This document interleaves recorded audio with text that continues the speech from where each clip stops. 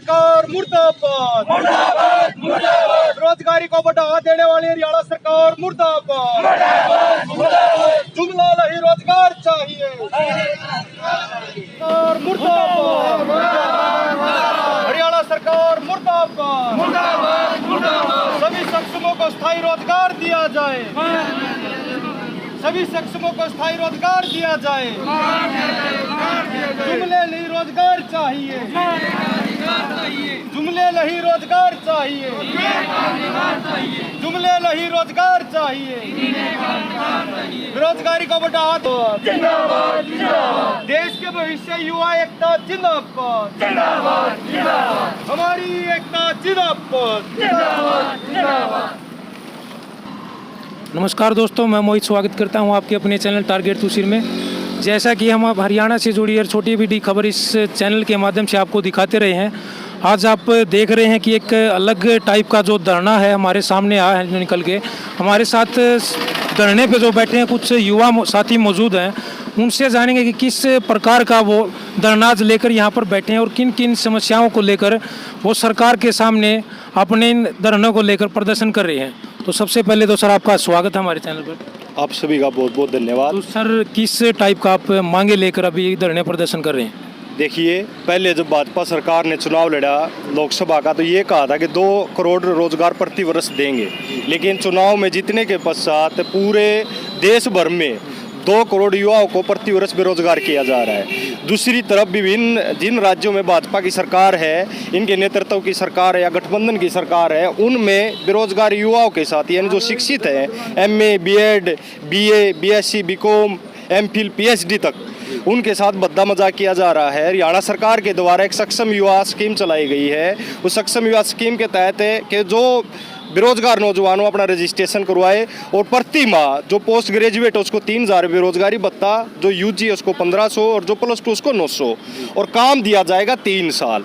तो इस सबसे बड़ा सवाल ये है हमारे संगठन की तरफ से, हरियाणा सक्षम युवा सभा की तरफ से, पूरे प्रदेश के अंदर ये आंदोलन लगातार चल रहे हैं। सबसे बड़ा सवाल ये है हरियाणा सरकार से, जो सरकार ये विधानसभा चुनाव होने से पहले इसके गठबंधन में शामिल होने वाली पार्टियां, उसके नेता ये कहते थे, खुद BJP के नेता भी ये कहते थे कि पहली कलम से हम रोजगार देंगे।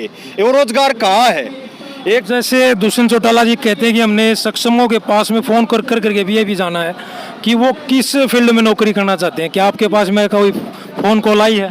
कुछ सक्षमों के पास फोन आई है और ये जो फोन आने की जो प्रक्रिया हरियाणा सरकार के द्वारा, ये भी एक मोदी जी की तरह ही जुमला निकला, क्योंकि जिस सक्षम के पास फोन किया जाता है ये कहा जाता है कि आप प्राइवेट क्षेत्र के अंदर नौकरी करना चाहते हो। अगर भूल के अभी सक्षम यस कर देता है तो वो एकदम इस स्कीम से बाहर हो जाता है। दूसरी बात, इसी भी पहलू से जुड़ी हुई बात है, जिन कंपनियों के अंदर रोजगार देने की बात हरियाणा सरकार कर रही है, वो कंपनियां 5000-6000 रुपये पढ़े लिखे युवाओं को वेतनमान के तौर पे देना चाहती है। ये दोनों जो बातें हैं, ये सरकार का और पूंजीपति वर्ग और इन कंपनियों का गठजोड़ है, ताकि जो श्रम का शोषण है, जिसके आधार पर पूरे युवा का शोषण किया जा रहा है, उसको ये लागू करना चाहते हैं। तो हमारी मांग ये है कि कंपनियों की बजाय सरकारी जो डिपार्टमेंट है, सरकारी डिपार्टमेंट बचे, उन सरकारी डिपार्टमेंटों में पढ़े लिखे युवा सक्षमों को स्थायी रोजगार दिया जाए। और जो 35 साल की कंडीशन है, सबसे महत्वपूर्ण पॉइंट ये है इस स्कीम के अंदर, जो 35 साल की उम्र है, 35 साल की उम्र के बाद जिम्मेवारियां बढ़ जाती है, जबकि सरकार ने इस स्कीम के अंदर 35 साल तक की कंडीशन रखी। उसके बाद कहीं भी जाओ वो एक इतना बड़ा रोजगार मिल जाता 35 साल के बाद सरकार के नियम के अनुसार, कि वो खाना बिल्कुल आराम से बैठ कर खा सकता है, उसको कुछ करने की जरूरत नहीं है।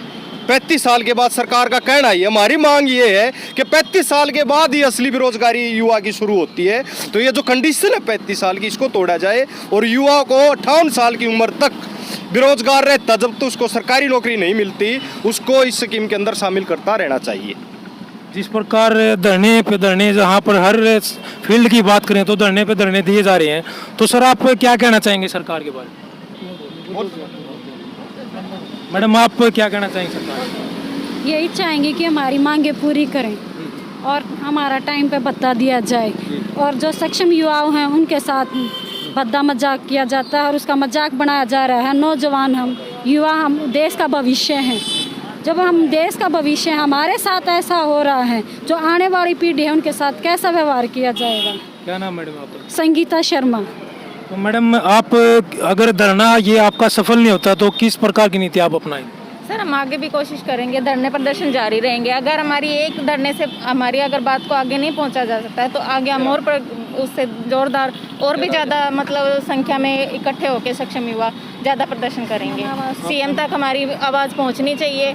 अगर हम अब बेरोज़गार हैं और रजिस्ट्रेशन होने के बाद भी अगर हम घर पे बैठे हैं बेरोज़गार हैं तो हम बच्चों को क्या खिलाएंगे? हमारा मतलब भविष्य ही उज्जवल नहीं है। जब युवा का ही भविष्य उज्जवल नहीं है तो बाकी जो आने वाली जनरेशन है उसका क्या हाल होगा? क्या नाम मैडम आपका? नीलम सरोहा। क्वालिफिकेशन क्या मैडम? मेरी एमए है जी। तो सर आप क्या कहना चाहें, किस प्रकार की समस्या अभी आ रही है सर सबसे? हमारे सामने तो बहुत ही भयंकर समस्या है जो सरकार ने जो सक्षम योजना चलाई थी, और इस योजना में एक बहुत ही जो प्रॉब्लम 3 और 35 की जो कंडीशन लगा रखी है वो युवाओं का भविष्य अंधकार में है कि 3 और 35 के बाद यानी कि युवा क्या करें, उनके लिए बेरोजगारी है। आप देख रहे हैं कि कोरोना में अभी इसमें जो सक्षम में यानी कि 3 महीने काम मिलता है और उसके बाद काम नहीं मिलता है। तो 3 महीने के बाद भी अगर किसी डिपार्टमेंट में काम मिलता है तो एम्प्लॉयमेंट के उससे तो एम्प्लॉयमेंट वहाँ से रिलीव कर देता है। तो 1 महीना काम मिलने के बाद 2 महीने हमें काम नहीं मिलता। तो हमारी मांग ये है कि किसी भी डिपार्टमेंट में नियमित रोजगार दिया जाए और नियमित काम मिले। तो सर आगे की क्या रणनीति रहेगी अगर सरकार इन पे नहीं आपका आंदोलन सफल करती है?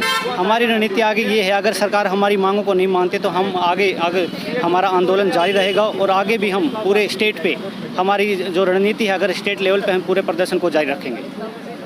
तो जैसा कि आप देख सकते हैं कि बेरोजगारी इस सरकार में एक काफ़ी अहम मुद्दा बना हुआ है। तो आज ज़्यादातर आप जो समस्याएं देख रहे हैं, जो बेरोजगार व्यक्ति हैं जो हमारे साथ आप पीछे देख रहे हैं कि सक्षम की जो कंडीशन थी, जो परमानेंट रोजगार की जो ये मांग कर रहे हैं कि लगातार उनकी जो यहाँ पर जो दिखाया जा रहा है कि कंटिन्यू जो इनकी उम्र थी उसको भी बढ़ाकर ये 58 साल करना चाहते हैं। तो ये एक अहम मुद्दा है। तो ऐसी ही खबरों के लिए बने रहे हमारे चैनल के साथ। हम ऐसी खबरें हम आपको दिखाते रहेंगे। इसी के साथ जय हिंद, जय भारत, धन्यवाद।